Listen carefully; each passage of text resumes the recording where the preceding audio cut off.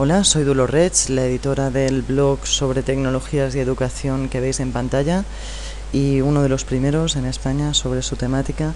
Y de lo que vamos a hablar hoy es de la educación 2.0 o un poco de todas aquellas posibilidades, de todas aquellas oportunidades de conocimiento que está posibilitando la web. Yo siempre digo en conferencias y eventos y demás que debemos dejar de ver la web como algo negativo, como algo que atenta contra la privacidad de los niños, como algo que atenta contra su seguridad, sino que hay todo un universo de posibilidades y de oportunidades de aprendizaje, de autoaprendizaje, de aprendizaje social, etcétera, por descubrir más allá de los aparentes peligros. Lo iremos viendo. De momento os dejo aquí en portada un poco la carátula de la presentación. Aquí a la derecha tenéis un código QR que os llevaría al espacio del blog del Caparazón. Encantada de teneros como visitantes allí. Y bueno, vamos a empezar un poco con el tema que nos ocupa. En primer lugar, definir la educación o qué entendemos por educación. Una buena definición, esta que veis en pantallas de Hutchins, es la que nos dice que el objetivo del sistema educativo no debe ser solo producir mano de obra para la industria, sino producir ciudadanos responsables y, añadiría, felices. Este último añadido es mío y más que nada porque cuando pienso en la frase enseguida me viene a la cabeza Finlandia. Finlandia, conocéis que es un país en el que los índices de éxito, de no fracaso escolar son los mejores de Europa o son los más positivos de Europa, pero sin embargo tampoco está produciendo una población excesivamente feliz y los índices de depresión, de suicidio, etcétera, también son bastante altos. Entonces creo que a lo que debemos aspirar es no solo a estos ciudadanos responsables, sino también felices. No solo para la industria. Aquí en Europa ha sido muy polémico el Plan Boloña de unificación del espacio universitario superior, de la educación superior, y uno de los problemas fundamentales es precisamente ese, que se está centrando en producir ciudadanos para la industria, en producir trabajadores, en producir gente muy buena para trabajar, pero que quizás no cumple estos otros dos objetivos que creo que son más importantes: el hecho de producir ciudadanos responsables y el hecho de producir ciudadanos sobre todo felices y autorrealizados. Creo que la web tiene muchos puntos o tiene muchos elementos como para conseguir estos dos últimos objetivos y no solo el primero. Es curioso porque, bueno, os cuento una anécdota sobre esto. La educación surge precisamente con el objetivo de producir mejores trabajadores. Cuando los principios de la escuela, sus creadores se dirigen a las casas de los padres y de los hijos, y los padres les dicen: pero ¿cómo me vas a quitar a mi hijo 8 años de su vida para llevarlo a un centro escolar? Si mi hijo está trabajando en casa y está produciendo tantos kilos de trigo anuales o mi hijo me está ayudando en la industria, en la granja, en la explotación familiar. La escuela le dice: tranquilo, que lo que vamos a hacer es llevárnoslo, pero te lo vamos a devolver mejor formado para trabajar. Un poco la ironía es que eso sigue siendo así después de muchísimos años, y un poco la oportunidad que tenemos es la de empezar a cambiarlo ya y dirigirnos otra vez a lo que decíamos, a producir ciudadanos más responsables y más felices. Empresa 2.0, cultura 2.0, periodismo 2.0, política 2.0, educación 2.0. Veis en la imagen como de lo que estamos hablando es de un cambio de paradigma, de una ola que lo cambia, que lo matiza todo hacia este elemento. No me gusta el nombre 2.0, vamos a llamarlo elemento de interacción social, que lo cambia todo de alguna forma. Otra anécdota que os ayudará muy bien a entender este punto es la que le leía a Shirky hace muy poco, a Clay Shirky, en el libro de Cognitive Surplus, y que decía, bueno, unos padres están viendo la televisión con su hija de 3 años, y la niña se va detrás del televisor y empieza a mirar, empieza a buscar detrás. Yo recuerdo que cuando mi abuelo me contaba sobre los primeros televisores aquí en España, me decía que la gente hacía lo mismo, que cuando veían las primeras películas se acercaban detrás del televisor, buscaban a ver dónde estaban los personajes que estaban apareciendo en las pantallas. Obviamente aquello parecía magia, no se entendía que la gente no estuviera allí físicamente. Un poco los padres de la niña piensan lo mismo y le dicen: ¿qué estás haciendo, cariño? Si no están aquí los personajes, no los busques, que no los vas a encontrar. Y se ríen. La niña se gira, los mira y dice: no, dice, busco el ratón. ¿Dónde está el ratón? O sea, la niña es incapaz de entender una pantalla sin interacción.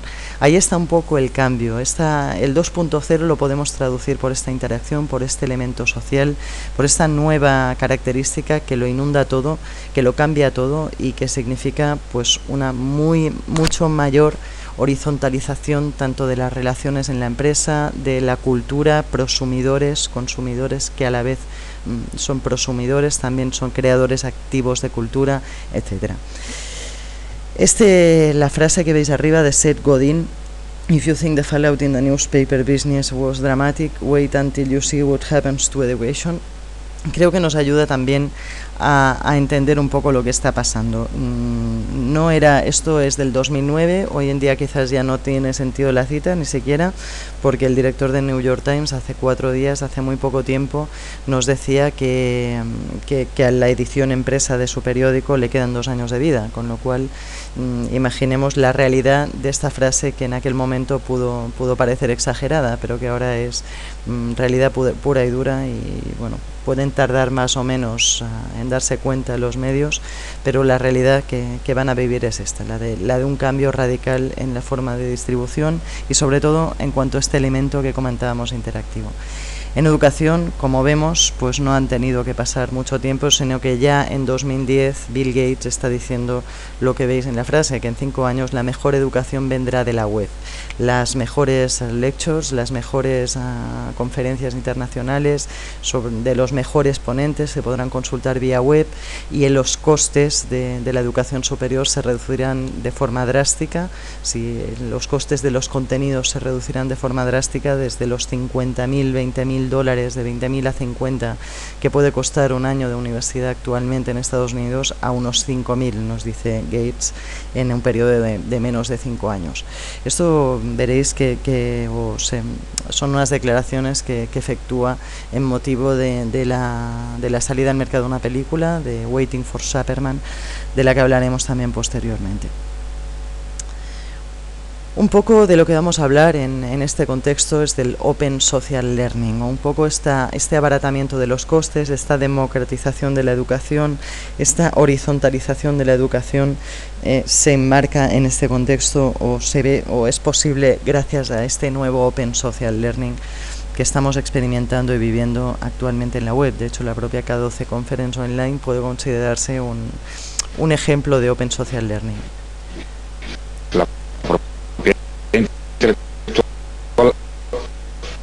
Disculpad, se escucha fatal. Este es el presidente de España, Zapatero, y lo que comenta es un poco, justifica la defensa de la propiedad intelectual, diciendo es que si no protegemos la propiedad intelectual nos vamos a quedar sin propiedad intelectual. Bien, no quiero hablar mucho de esto, tampoco es que quiera dar matices políticos a esta conferencia, pero sí que quiero hablaros de esto de aquí. Esto de aquí es una réplica a la frase de Zapatero. No solo no nos vamos a quedar sin creación intelectual, sino que es posible, gracias a la web, hacer cosas tan fantásticas como la que hace Eric Whitacre con una orquesta virtual que posiblemente algunos de vosotros conozcáis, pero que si no vale la pena conocer. Lo que vais a escuchar ahora son 240 y algo voces, creo, distribuidas alrededor del mundo y cantando al unísono una canción.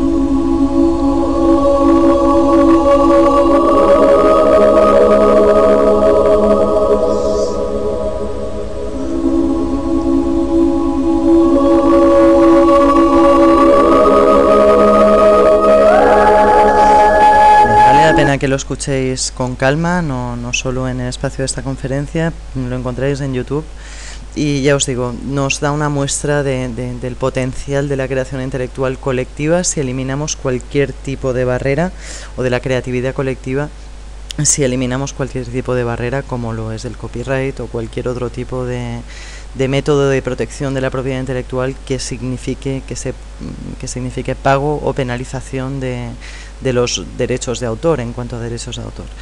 Wikipedia se creó en el 1% de horas que pasan los americanos al año viendo televisión. Creo que es un dato también que nos da una idea de lo que podría ser el mundo, lo que podría ser la creatividad, lo que podría ser la producción cultural sin esta propiedad intelectual que fue pensada para otros momentos, para otras épocas, que nace con la imprenta, nace después de la imprenta y ni siquiera está ahí en época de Shakespeare o en época de Cervantes. Es curioso, pero ambos autores reconocen haber infringido o reconocen en aquella época, como no existía, no habían infringido nada, pero reconocen que sus obras derivan, no son del todo originales, sino que derivan de ideas, en el caso de Cervantes, de la literatura árabe, de la literatura popular árabe de la época, y en el caso de Shakespeare, del costumbrismo inglés también de la época. O sea, en ningún caso, o es muy difícil que seamos originales ya en el contexto actual. Yo siempre digo en presentaciones, conferencias, que si algún día os levantáis pensando que listo soy, acabo de tener la mejor idea del mundo, antes de lanzar cohetes, antes de premiaros, buscad en internet porque si la ponéis en inglés es muy probable que alguien la haya pensado antes, pero si la ponéis en chino ya las posibilidades de que no seáis originales son infinitas. O sea que realmente quizás no tenga sentido en este contexto en el que todos podemos compartir ideas, ya reivindicarlas como propias o ya querernos apropiar de ideas o firmarlas de una forma demasiado radical, digamos, o demasiado estricta. Sentido común es lo que nos falta, según Lawrence Lessig. Esta foto que veis aquí quiere ejemplificar un poco la idea del espacio aéreo, o la idea de lo que hubiera podido pasar con el espacio aéreo o con la aviación si las leyes no hubieran cambiado. A principios de siglo tú te comprabas un terreno y eras dueño no solo de la horizontalidad del terreno, sino también de su verticalidad, o sea, todo lo que iba del terreno al cielo también era tuyo, con lo cual cuando surgen los primeros aviones, los primeros granjeros empiezan a quejarse de que las gallinas no ponen, porque los aviones les asustan un poco el tema. Las gallinas, perdón, los aviones les asustan las gallinas y acaban no poniendo huevos, con lo cual la aviación les está perjudicando. Reivindican en base a su propiedad vertical que no pasen aviones por encima de sus fincas, de sus terrenos. Obviamente esto llega a órganos de decisión, de legislación, y lo que hacen es cambiar la ley. No es algo que no está pasando hoy en día. Aquel sentido común que se aplica en aquel momento y que permite que la aviación tenga un futuro, no se está aplicando ahora, no permitiendo de alguna forma que la creatividad o que toda la revolución creativa que podríamos estar viviendo en la web tenga un futuro. O lo estamos haciendo, pero a pesar de estas leyes de propiedad intelectual bastante arcaicas y bastante fuera del sentido común o de la lógica de los bits, que por naturaleza son libres.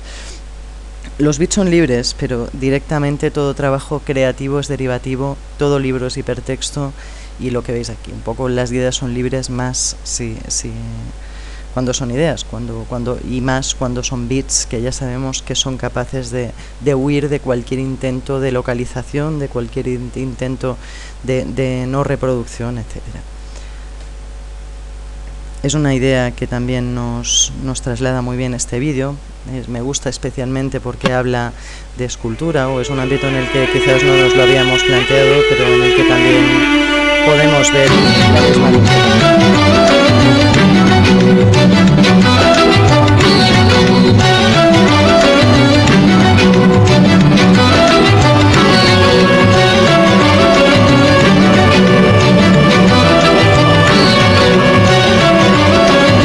Bien, os aconsejo también verlo con calma después. Lo encontraréis como All Creative Work is Derivative en YouTube. Y bueno, vamos a seguir un poco. La idea es que no solo esta revolución en la producción intelectual o en la producción de contenidos, no solo la podemos ver en las 24 horas de vídeo que se suben a YouTube cada minuto, sino en esta pequeña aplicación que para mí es un ejemplo de lo que puede hacerse en la web, de Open Data Web de alguna forma, y de investigación en la web y de las posibilidades de crear aplicaciones de forma fácil en el contexto de datos abundantes de la web, que encontré curiosamente en el blog de Wesley Fryer, de uno de los coorganizadores de la K12 Online Conference, y que significa lo que veis, pues la subida en tiempo real de contenidos a la web, tanto de tweets como de posts en blog, como de regalos en Facebook, cosas más tontas, como un dato que creo que es fundamental, que es el que veis debajo del todo de los nuevos usuarios de Internet globalmente. En este caso, 1094 segundos, tenemos 10.964 nuevos usuarios de Internet a nivel global, lo cual nos resuelve un tema que me preocupa también especialmente. Yo siempre digo que la brecha importante no es la brecha de digital o no es el acceso a Internet, sino la brecha de participación, sino el hecho de que el tema no es que la gente acceda a Internet, veremos con múltiples argumentos que este tema ya no es relevante, sino que el tema importante es que la gente no está acostumbrada a participar, no está acostumbrada a aportar contenidos, etcétera. Leí hace muy poco un estudio que me preocupó en este sentido y que habla precisamente de eso, de que así como el número de usuarios de redes sociales, de perfiles de redes sociales va aumentando, está disminuyendo o se está estancando la producción de contenidos o gente que suba contenidos a la red, que escriba posts, que cree, que remezcle, etcétera. Eso creo que es un dato preocupante en el estado de evolución actual de la web y que puede ser responsabilidad también de los educadores, que no estamos trabajando con la suficiente intensidad el tema de la participación, no los educadores sino los gobiernos, o aquí en España en la Escuela 2.0 es muy reciente, está empezando a funcionar ahora con muchas carencias o con muchas críticas actuales, pero supongo que terminará funcionando, pero creo que es especialmente necesario en vistas a este estancamiento de la producción de contenidos en la web. Las posibilidades son las que nos dejan entrever estas tres frases que veis aquí. Una es de Shirky, el excedente cognitivo, el hecho de que la televisión nos ha tenido durante muchos años atontados y sin aportar contenidos de forma activa a la sociedad, sin aportar conocimientos, sin aportar nuestro potencial cognitivo de alguna forma. También creo que es importante destacar el excedente social. Veremos cómo somos mucho más sociales de lo que nunca hubimos pensado, y realmente eso es algo que se está notando en la evolución de la web y que va a seguir notándose. Y este excedente creativo que siempre relaciono con las posibilidades de la tecnología. La tecnología tiene que poderlo todo en el momento actual en la web prácticamente. Lo único que va a faltar es la creatividad. O otra forma de explicarlo es la abundancia de respuestas, en este caso la escasez de preguntas que está generando el entorno de la web. Si nos fijamos, hace unos años era muy fácil tener preguntas, teníamos muchas preguntas que responder y pocas ocasiones para dar respuesta a esas preguntas. Teníamos que ir a la biblioteca a responderlas o preguntarlas a nuestros padres, que habitualmente tampoco siempre eran capaces de darnos respuestas. Hoy en día, a través de un móvil, a través de la web, a través de Google, con más o menos fiabilidad, que veremos que también es algo que se educa, y el espíritu crítico pues también depende de cómo la educación lo forme. Tenemos acceso a todas las respuestas del mundo. Lo que falta es hacerse las preguntas adecuadas. Yo siempre les digo a los jóvenes que tienen una enorme responsabilidad y un enorme trabajo en ese aspecto, en el aspecto de tener la oportunidad por primera vez en la historia de hacerse las preguntas adecuadas y no solo de buscar respuestas constantemente como hicimos en otra época. Estamos hablando de un entorno de remezcla, de posibilidades creativas, lo hemos visto un poco, de acuerdo con el tema de la necesidad de abolir el copyright, y pasemos un poco, porque creo que tiene bastante más importancia, el elemento social. El elemento social lo que va a significar es lo que vemos, esa nueva interacción que explicábamos y que vemos también reflejada en este vídeo.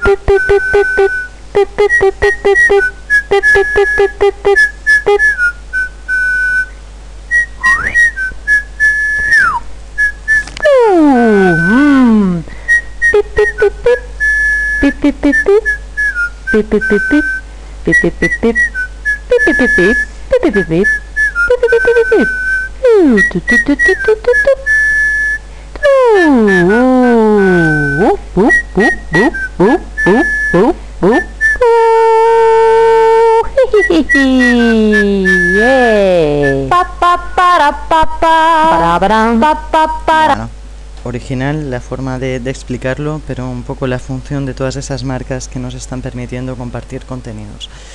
Esta idea es potente, quizás no sea del todo cierta, pero sí que nos ayuda a entender la nueva importancia de lo social. El niño que le dice al profesor: no discuta conmigo, profesor, tengo 8.237 followers más que usted.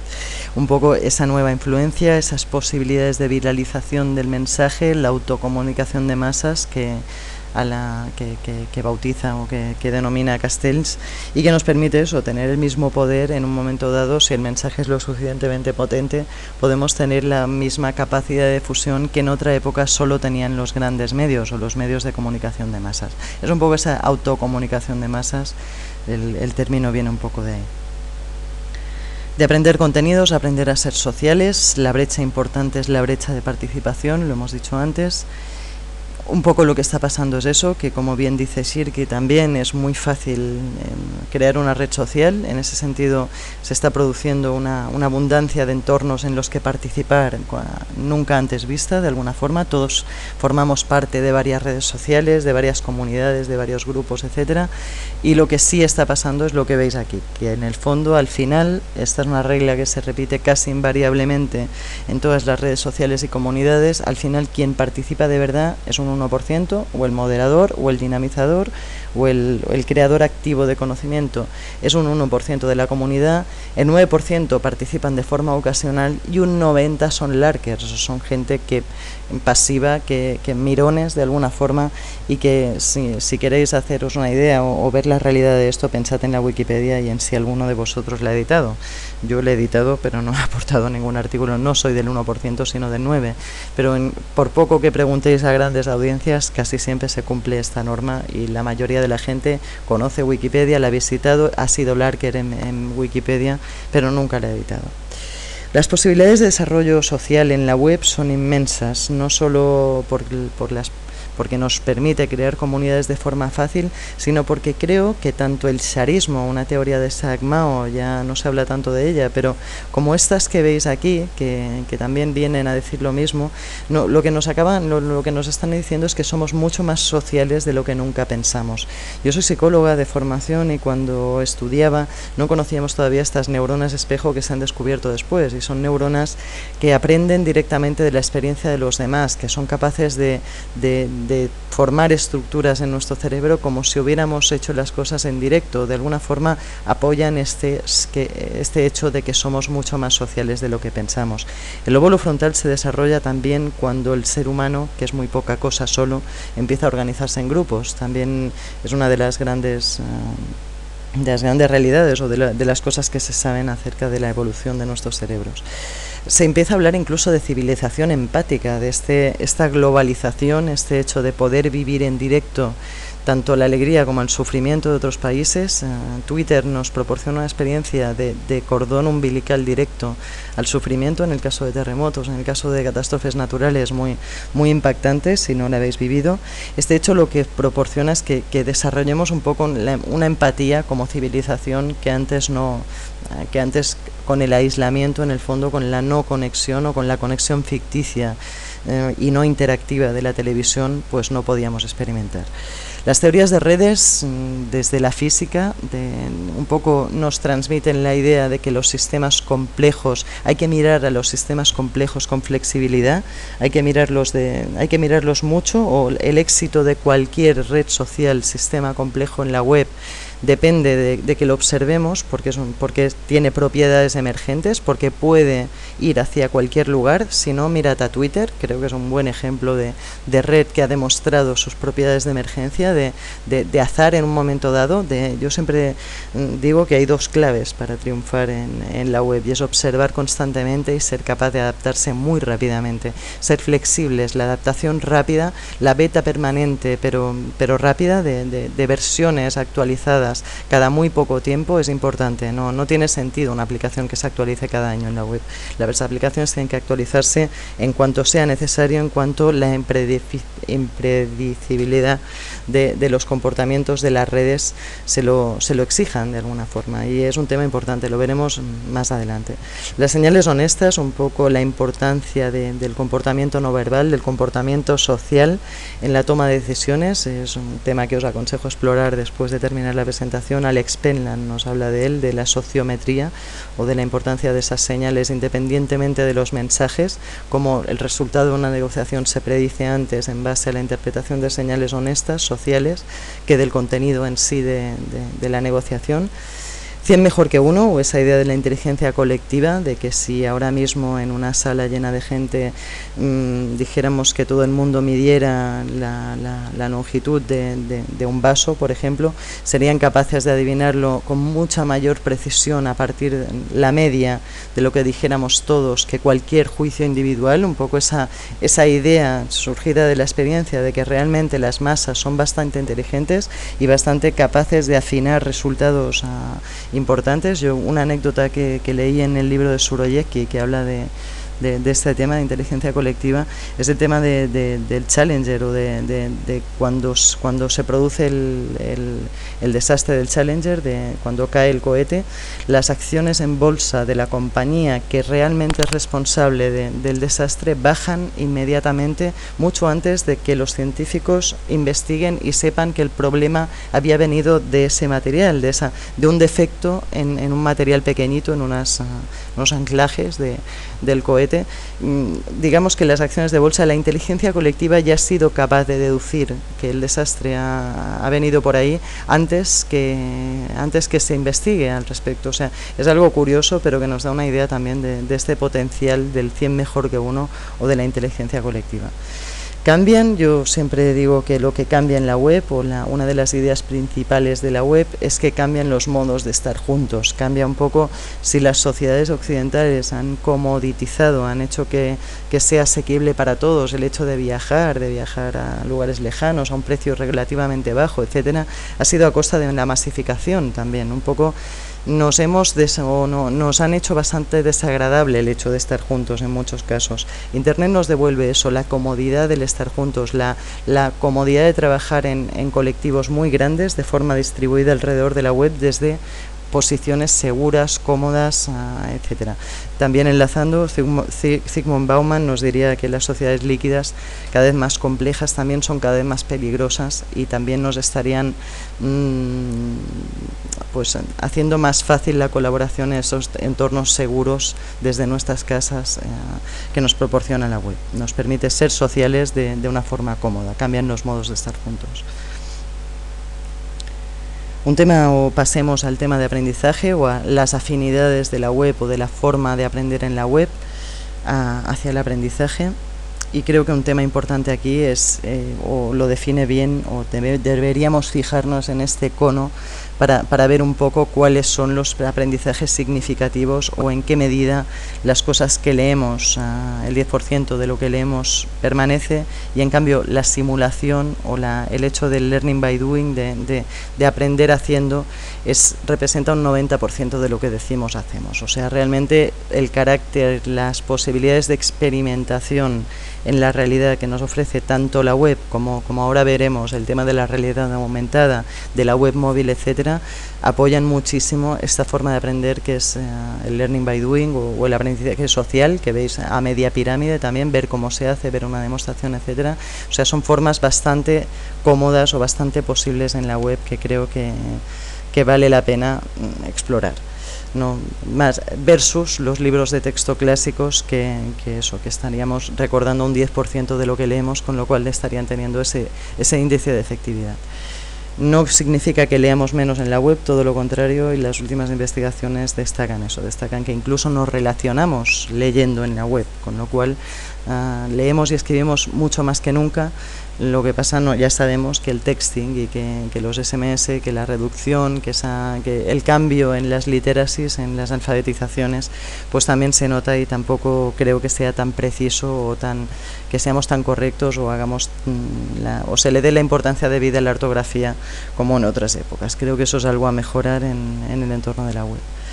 Tenéis aquí una idea potente, la idea de que en la web es posible ser un outlier, es posible ser, si dedicamos, como diría Gladwell, a 10.000 horas de nuestro tiempo a estudiar algo que nos apasione, podemos llegar a ser outliers, podemos llegar a ser Einsteins de nuestras respectivas materias, y creo que en la web eso es posible, o en esos entornos más seguros que nunca es posible. Pensad en la mujer y en el poco papel que ha tenido en la historia de la ciencia hasta la actualidad, por cuestiones de esa no posibilidad o de esa no poder dedicar esas 10.000 horas. En la web esto va a ser más posible, democratiza tanto el tema de la mujer, podría ser uno de los que podríamos pensar, pero también el de los niños en países del tercer mundo, que ahora pueden tener la posibilidad de evolucionar. Ya sabemos que todos que hace falta mucho desarrollo para esto, pero de evolucionar como nunca antes. Y un poco la idea es esta que veis aquí. Después de la revolución tecnológica viene la revolución creativa, o ahora que ya podemos pedirle a la tecnología prácticamente todo lo que queramos, lo que decíamos antes, ahora que ya tenemos todas las respuestas, toca crear, toca investigar, toca hacerse preguntas, toca investigar, toca un poco desarrollar también este carácter exploratorio de la mente humana, o desarrollar este cognitive surplus, o este excedente cognitivo que está ahí. Creo que un tema importante en el de la creatividad, o que la web está facilitando, si, como decíamos, la ortografía baja en corrección, también es cierto que está posibilitando las multiliteracies, la aparición de nuevas formas de alfabetización que no tienen por qué ser textuales. Yo siempre digo que el cerebro derecho tiene que estar muy contento con la aparición de la web, porque lo estamos formando más que nunca. Cuando vemos vídeos, como cuando editamos vídeos, hay una frase que dice: nosotros crecimos viendo vídeos, nuestros hijos están creciendo editándolos. Creo que eso es importante. Pues lo que están desarrollando es el cerebro derecho, ese cerebro sintetizador, este cerebro de reconocimiento visual, también emocional, si no pensad en el fenómeno de las redes sociales. O sea, yo creo que la web es fundamentalmente, o tiene mucho de desarrollo del cerebro derecho. Esto es algo sobre lo que hace falta más investigación, y yo ando detrás de ello también, pero que creo que es un elemento a tener en cuenta. El hecho de que no hemos formado en la totalidad de nuestro cerebro, la lectoescritura está formando con mucha fuerza la parte izquierda, pero no tanto la derecha, y que es hora de dar papel o de dar cabida a esta parte derecha. Temas importantes en aprendizaje, nos alargaríamos mucho si definiéramos todos los que veis en la pantalla, pero los tenéis aquí, podéis explorarlos en cualquier momento. Algunos seguro que los conocéis, otros quizás no tanto. Los cito brevemente: el conectivismo de Siemens, un poco la teoría del aprendizaje en la web, el aprendizaje social, veréis más adelante, o un poco la idea, o hemos visto de hecho ya también la idea del aprender participando, del aprender en sociedad. La web nos devuelve de alguna forma el carácter social del aprendizaje, ya no es tanto, también es individual, pero ya no es tanto la concentración individual, sino que en esta multitarea los jóvenes también están estudiando e interactuando en el Messenger de alguna forma, o el aprendizaje social puede tener lugar también en este contexto. Hacen trabajos, de hecho, vía Messenger muchas veces. El aprendizaje informal que define Jay Cross, o si el ámbito informal siempre ha sido importante para aprender, podemos aprender en cualquier lugar, en cualquier momento y en cualquier contexto. En este contexto actual de una web o de un entorno informal aumentado gracias a las posibilidades de conocimiento de la web, el aprendizaje informal gana terreno, o gana muchísima importancia. Este Learning 2.0 que podríamos decir que inicia Downs, comunidades de aprendizaje, que en la web, que quizás falta la cita aquí a Reinhold, que es quien traslada un poco el tema de las comunidades de aprendizaje a las comunidades virtuales en la web, o al tema de online, las comunidades online. El tema de aprender en comunidad no viene de la web, pero sí se ve aumentado, se ve potenciado al infinito gracias a la web. El constructivismo también como elemento social. Yo creo que la zona de desarrollo próximo de Vygotsky si la unimos al concepto de Personal Learning Network o de red personal de aprendizaje, se ve aumentada muchísimo, o esa zona crece muchísimo. Sería más largo que lo que apunto aquí, pero un poco la idea esta de que nuestras redes son posibilidades de aprendizaje, cada conexión es una posibilidad de aprendizaje.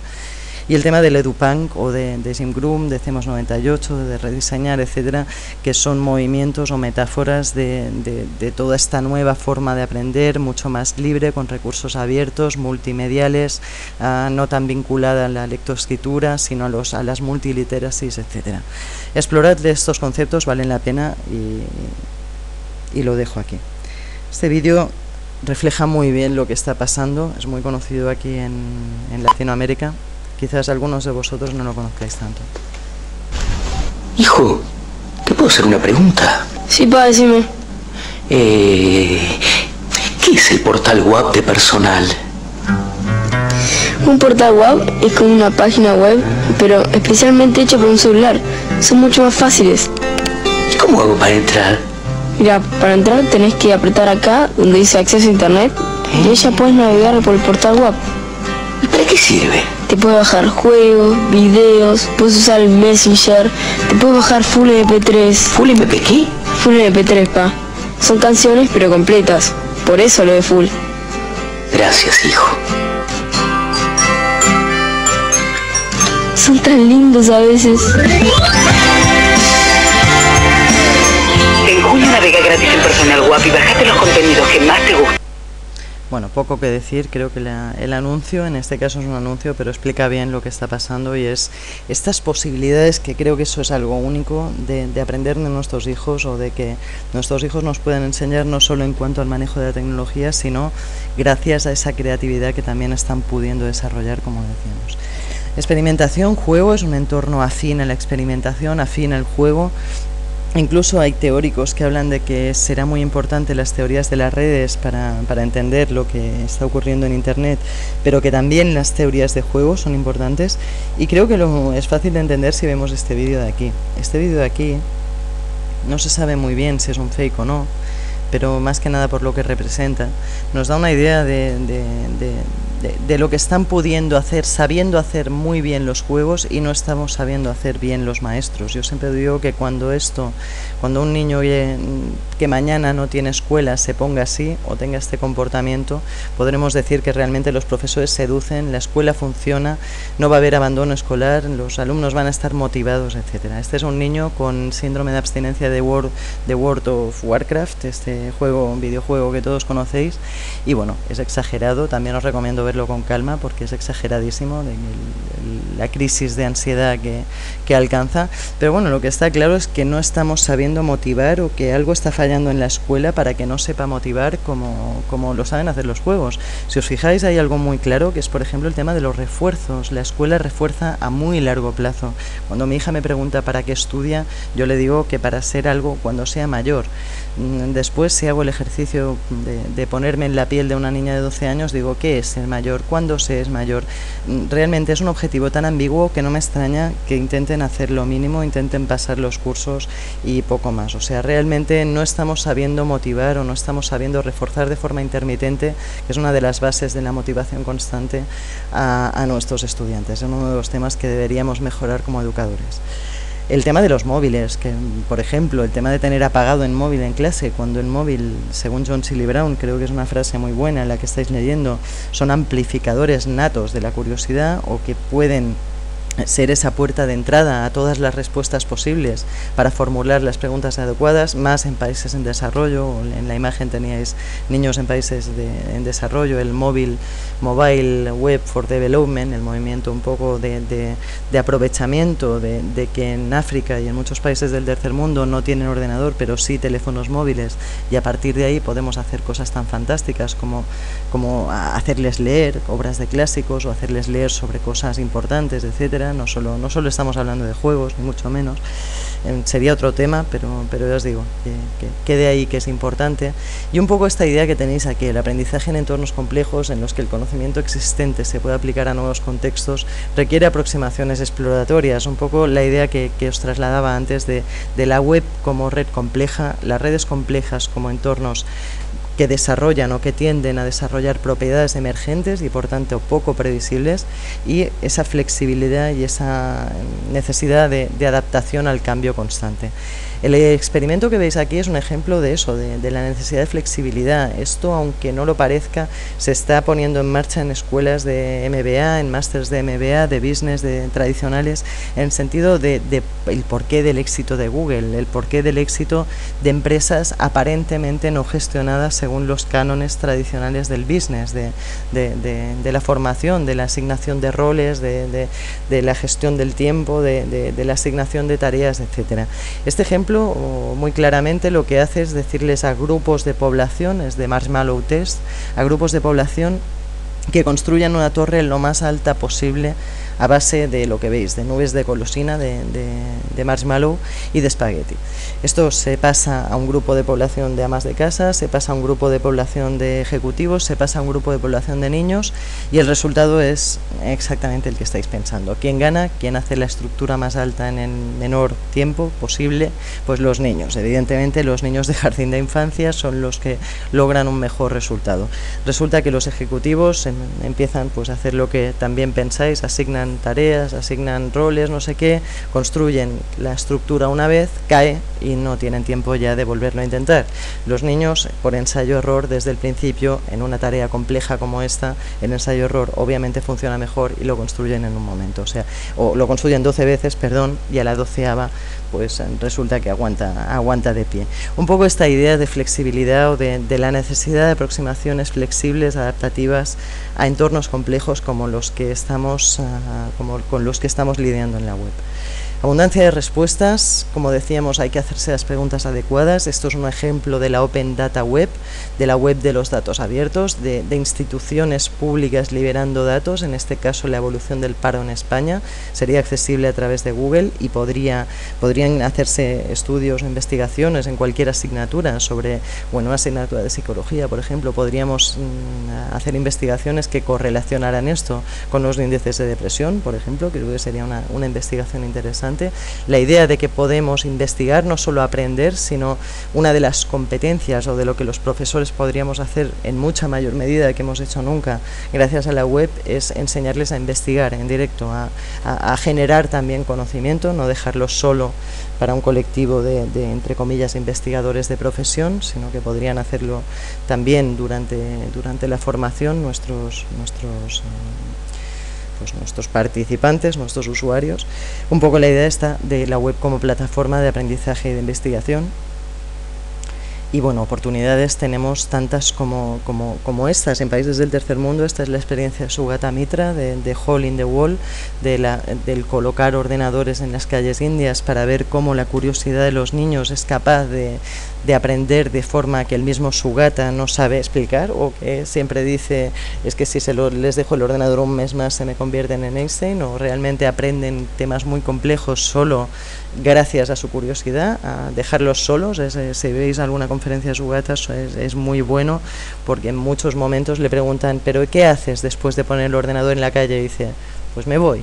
O sea, realmente no hace nada más que dejarlo ahí. Es una idea de laissez-faire como muy extrema, pero que funciona y que nos cuenta como los niños del experimento, en este caso, pues lo aprovechan muy bien. Creo que ya no es momento de esto es una iniciativa de llevar libros a zonas en desarrollo, y creo que es mucho más interesante llevar dispositivos móviles que en muy poco tiempo van a ser capaces de hacer cosas como las que veis en esta imagen, o que son capaces, que son mucho más afines, como veíais en el vídeo, a la forma de aprender de los niños hoy, a cómo crecen, a lo que les gusta, a lo que les motiva, etcétera. Un poco esos disparadores de la curiosidad que vale la pena que utilicemos. Una idea potente, o cuando se me pregunta sobre la web del futuro y sobre la educación del futuro en la web, hablo siempre de personalización. Tenemos la oportunidad ahora más que nunca de no trabajar con currículums estandarizados, sino de personalizar tanto la experiencia de la web para el usuario adulto como la experiencia educativa para el niño que crece también gracias o aprovechando estas oportunidades de conocimiento en la web. La personalización, el tema de que no hace falta tener un maestro que adapte o que construya o que ayude a formar 50 currículums distintos, sino que gracias a esta larga cola de conocimiento de la web, conocéis el concepto de larga cola en economía, creo que es perfectamente aplicable a la educación, pues hay nichos para cada tipo de interés, con lo cual no hace falta tener mucho personal, sino que con el que tenemos ya podemos proporcionar experiencias educativas mucho más personalizadas. Para hablar de personalización nadie mejor que Ken Robinson o los discursos de Ken Robinson en torno a las múltiples inteligencias, en torno al desarrollo de la creatividad, al no único currículum, al posibilitar que un niño que sepa o que sea muy bueno en danza pueda formarse desde pequeño en lo que le gusta, etcétera. Pero más que nada dejar claro un poco la idea de que la personalización conduce a la felicidad. Un poco este experimento que veis aquí se realiza en Pepsi, cuando Pepsi lanza la primera Pepsi Light, la primera bebida de cola edulcorada, pues obviamente hace un estudio y lo que hace es contratar a un investigador para que estudie cuál es el nivel de dulzor que gusta a todo el mundo o que puede gustar a mayor índice de población para acertar a la hora de vender el producto. El investigador hace lo que pensáis, distintos grupos de población o distintas personas, distintos dulzores de la bebida, hace sus gráficos y son absolutamente ininterpretables, o sea, son absolutamente caóticos y termina diciendo: señores, lo siento, señores de Pepsi, no hay un dulzor, no soy capaz de decirles cuál es el dulzor que puede gustar más a la mayoría. Pepsi lo echa, esto lo cuenta Malcolm Gladwell de forma bastante graciosa, eso lo echa y lo contrata una empresa de espagueti que con la misma, Malcolm y el investigador les dice lo mismo, les dice, según las conclusiones a las que he llegado en Pepsi, la única forma que tenéis de competir con vuestra principal marca competidora en este momento es la variedad, es sacar al mercado no una sola salsa de espagueti, que va a ser imposible que guste a mucha gente, sino la mayor variedad posible de salsas de espagueti que van a ser capaces de satisfacer a nivel de ofrecer una experiencia de usuario personalizada a muchísima gente a la vez. Efectivamente, con esta estrategia, sacando múltiples salsas, pues consiguen comerse al principal competidor en el mercado, que no sé qué marca era, pero un poco la idea esta de que la personalización hace la felicidad y de que la personalización es realmente, como consumidores también la exigimos, también la queremos. Otra idea importante es la de la real-time web, de la rapidez, la inmediatez con la que fluye el conocimiento. La idea de los entornos personales de aprendizaje va en ese sentido, en el sentido de que nadie es profesional del todo, de forma acabada en ningún momento de su vida, sino de que es necesario salir de la escuela, salir de la universidad, salir del sistema educativo, teniendo un entorno creado en el que entrar y salir del flujo constante de conocimiento, de alguna forma en el que poder estar actualizados constantemente sobre todo lo que se está moviendo en nuestra profesión. En este sentido se pone en duda el papel del maestro muchas veces. Si son los entornos los que forman, ¿qué papel va a tener el maestro? El maestro es el curador, es el curator, es el curator de museo que dice qué obras tienen que entrar en la exposición o no. Es lo mismo en cuanto a conocimiento. El maestro es el que forma el espíritu crítico y el que da una primera visión de ese mapa, el que dice qué fuentes son fiables, cuáles no son fiables, el que intenta ir más allá de esos 3 primeros resultados en Google que sí, que las investigaciones dicen que los jóvenes también tienden a consultar, como los mayores. Nadie les ha enseñado a hacer lo contrario. Nadie les ha enseñado a filtrar la información en base a criterios más fiables que los de el orden de aparición en los resultados del buscador. Un poco la idea de los PLEs, de los entornos personales de aprendizaje y sobre todo de las redes personales de aprendizaje, esa zona de desarrollo próximo absolutamente ampliada gracias a las posibilidades de la web, tan ampliada como que deja de depender del contexto geográfico, del contexto familiar, de la gente que tienes al lado y pasa a depender de la capacidad que tengas de formarte una red alrededor del mundo sobre los temas que te interesan o sobre los temas sobre los que quieres estar actualizado. Pasamos un poco, creo que es otra de las claves de éxito de la web, hemos visto un poco la forma de afrontar la abundancia de conocimiento en la web, esos PLEs, y ya para terminar vamos a ver vamos a repasar un poco cuál es la clave del éxito de todo esto, o algún argumento más para reforzarlo. Yo creo que la web 2.0, la web social, la web interactiva, lo que está haciendo es posibilitarnos cubrir estas necesidades más elevadas en la pirámide de Maslow que todos conocéis. Esto es algo que decía, creo que Linus Torvalds en la ética del hacker, o Imanen, no sé ahora cuál de los dos, pero que decía un poco que el software o el desarrollo del software libre estaba permitiendo la autorrealización de la gente, el reconocimiento social, un poderoso drive también de actuación del ser humano, de motivación, la afiliación, etcétera. Tenéis aquí los iconos de cada red social en base a lo que yo creo que están llenando. Twitter llena nuestra necesidad de afiliación, llena nuestra necesidad de reconocimiento social y llena nuestra necesidad de autorrealización. En ese sentido WordPress también, o los blogs también estarían posibilitando esta necesidad de autorrealización, y Facebook se estaría quedando un poco más abajo en las necesidades más sociales. No se trata de tecnología, sino que se trata de que la tecnología cubra estas necesidades. Venimos de una época de más media, de televisión que nos engañaba, que nos decía estate ahí quieto, no hagas nada, nos impresionaba con imágenes terroríficas y de violencia, etcétera, nos quería lo más quietos posible, nos facilitaba, o surge la televisión, o sociológicamente está estudiado, que surge como para dar respuesta al aislamiento que las ciudades han provocado, al hecho de que ya no necesitamos comunidades, es de alguna forma una forma ficticia de conexión a la comunidad, de conexión a lo social, y se ve sustituida por un instrumento mucho más potente que nos está facilitando esta interactividad.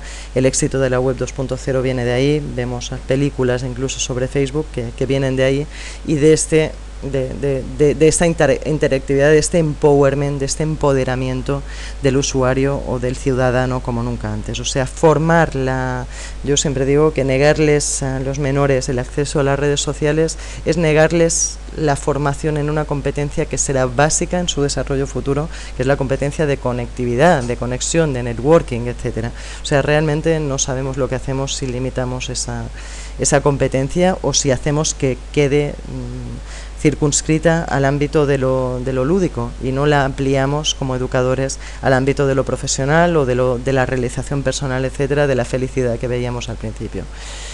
Brecha digital no queda ya, o sea, realmente si la Google TV está al caer, están los televisores con televisión, el 35% de la información es accedida en Estados Unidos a través de la televisión, el otro 35% a través de Internet. Cuando exista la Google TV, cuando televisión e Internet estén integradas, realmente no podremos hablar ya de brecha digital. No solo hablamos de blogs, de wikis, de redes, de comunidades, sino de instrumentos tan potentes como esta mobile web, o como esta posibilidad de acceder en todo momento y lugar a través de dispositivos móviles al conocimiento en la web. Para terminar, una de las críticas que se hacen a cualquier tipo de conferencia de este tipo es el habernos centrado demasiado en la tecnología y demasiado poco en aspectos pedagógicos. Yo siempre digo que la ventaja de la web, o lo bonito de la web, está en este momento en que está realizando viejas utopías pedagógicas. Esta fue una sorpresa importante, el hecho de encontrarme con esta cita de Ivan Illich del año 71, en la cual creo que se resume perfectamente lo que he estado explicando durante esta hora. Y es que un buen sistema educativo debería tener 3 propósitos. Veréis que están reflejados aquí casi todos los tópicos de los que hemos hablado. Proveer a los que quieren aprender de recursos disponibles en cualquier momento de sus vidas. Vemos el PLE un poco, es ese entorno sostenible, ese Personal Learning Environment, esa estructura de información constante a la que podemos acceder el resto de nuestra vida, no solo durante el periodo educativo, esa extensión de la educación, dotar de herramientas además que de contenidos en la educación para que se puedan acceder durante toda la vida, empoderar a quien quiera compartir lo que sabe para encontrar a aquellos que quieren aprender de él, ese carácter social del aprendizaje. La web nos devuelve de alguna forma la ágora griega, es una ágora griega global de alguna forma, nos devuelve al aprendizaje social de alguna forma. A empoderar, pues esto, el hecho de participar en comunidades, incluso mientras estás estudiando, te da las posibilidades de acceder al aprendizaje en comunidad. y dar la oportunidad a todo aquel que quiera presentar algo al público general de que su objetivo sea conocido. Esto un poco blogs, publicación, por eso me preocupa, y de ahí la necesidad de educar la participación y de que no decrezca la cantidad de contenido que estamos aportando a la web. Creo que es importante hacer que siga creciendo tanto en cantidad como en calidad. Bien, muchas gracias, os dejo ya. Y tenéis aquí un poco, perdón, bueno, os hacía una última reflexión, porque son muchas las películas que están surgiendo en torno a la crisis de la educación. En el caso de Esperamos a Superman, de Waiting for Superman, es una crítica un poco al sistema educativo estadounidense, al público más que al privado, al no igual, al no democrático de alguna forma, al hecho de que solo los que tengan ciertos recursos económicos al final pueden acceder a educación superior, lo cual es grave de cara a la igualdad de oportunidades de acceso. Y un poco la idea esta de que no hace falta esperar a Superman, tenemos la oportunidad de hablar su lenguaje, el de los niños, tenemos la oportunidad de dejarles participar. Lo que está simplemente respondería al Waiting for Superman con el título de otra película de David Pullman que dice: somos la gente que hemos estado esperando. O sea, realmente todas esas utopías educativas, esas utopías sociales, esas utopías pedagógicas de sociedad conectada, de empatía, de compartir. Creo que se ha inaugurado la K12 Conference con una conferencia alrededor de compartir que me ha gustado mucho. Pues las podemos hacer realidad ahora gracias a este contexto abundante en todas estas cosas positivas que es la web. Gracias, tenéis aquí las últimas coordenadas, un poco la dirección de mi blog, el QR de mi blog, mi contacto también en Twitter, y nada, encantada de haber participado. Gracias otra vez a quienes me han invitado y espero que os haya sido interesante esta charla. Un abrazo.